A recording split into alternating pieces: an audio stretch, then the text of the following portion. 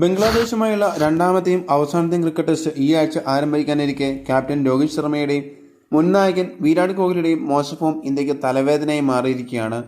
ചെന്നൈ ടെസ്റ്റിൽ രണ്ടുപേരും ബാറ്റിംഗിൽ 4 ഇന്നിംഗ്സിലും ക്ലിക്കായില്ല. രോഹിത് 2 ഇന്നിംഗ്സുകളിൽ ഒറ്റയ്ക്ക് സ്കോറിന് പുറത്തായപ്പോൾ കോഹ്ലി 1 ഇന്നിംഗ്സിൽ ഒറ്റയ്ക്ക് സ്കോറിന് വിക്കറ്റ് നഷ്ടപ്പെടുത്തുകയായിരുന്നു. രോഹിത്തിന്റെയും കോഹ്ലിയുടെയും ദയനീയ പ്രകടനം വേണ്ടത്ര ശ്രദ്ധിക്കപ്പെടാതെ പോയത് മറ്റ് മേഖലകളിൽ ഇന്ത്യ മികവ് പുലർത്തിയതിനാലാണ്.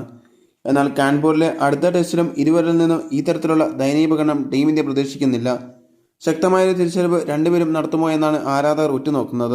ഇന്ത്യൻ ബാറ്റിംഗിലെ 2 നെടുന്തൂണുകളാണ് രോഹിത് ശർമ്മയും വിരാട് കോഹ്ലിയും. അതുകൊണ്ട് തന്നെ അത്തരത്തിലുള്ള പ്രകടനങ്ങൾ ഇരുവരിൽ നിന്നും ടീം എല്ലായ്പ്പോഴും പ്രതീക്ഷിക്കുകയും ചെയ്യുന്നു.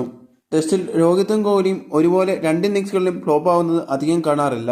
രോഹിത് നിരാശപ്പെടുത്തുമ്പോൾ കോഹ്ലിയും നിറമങ്ങുമ്പോൾ രോഹിത്തും രക്ഷകരായത് നമ്മൾ കണ്ടിട്ടുള്ളതാണ്. പക്ഷേ ചെന്നൈയിൽ ഇത് സംഭവിച്ചില്ല.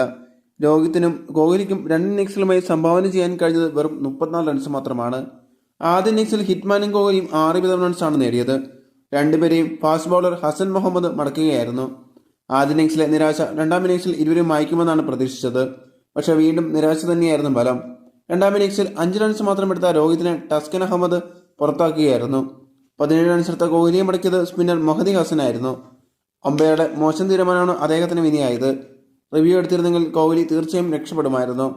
നീണ്ട ഇടവേളയ്ക്ക് ശേഷം റെഡ് ബോൾ ക്രിക്കറ്റിലേക്ക് രോഹിത് ശർമ്മയുടെയും വിരാട് കോഹ്ലിയുടെയും തിരിച്ചുവരവ് കൂടിയാണ് ബംഗ്ലാദേശുമായുള്ള ഈ ടെസ്റ്റ് പരമ്പര.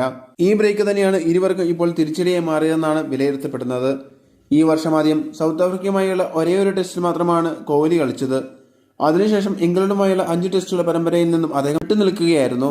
രോഹിതിന്റെ കാര്യമെടുത്താൽ ഈ വർഷം മാർച്ചിലാണ് അവസാനമായി ടെസ്റ്റിൽ കളിച്ചിട്ടുള്ളത്. ഇംഗ്ലണ്ടിനെതിരായ ടെസ്റ്റ് പരമ്പരയിലായിരുന്നു അത്. ബംഗ്ലാദേശുമായുള്ള 2ാം ടെസ്റ്റിൽ രോഹിത്തും കോഹ്ലിയും മികച്ച തിരിച്ചുവരവായിരിക്കും ലക്ഷ്യമിടുക. കാരണം ദുഷ്കരമായ ന്യൂസിലാൻഡ് ഓസ്ട്രേലിയ ടെസ്റ്റ് പരമ്പരയിൽ വരാനിരിക്കവേ ഇവരുടെയും ഫോം ഇന്ത്യയെ സംബന്ധിച്ച് ഏറെ നിർണായകമാണ്.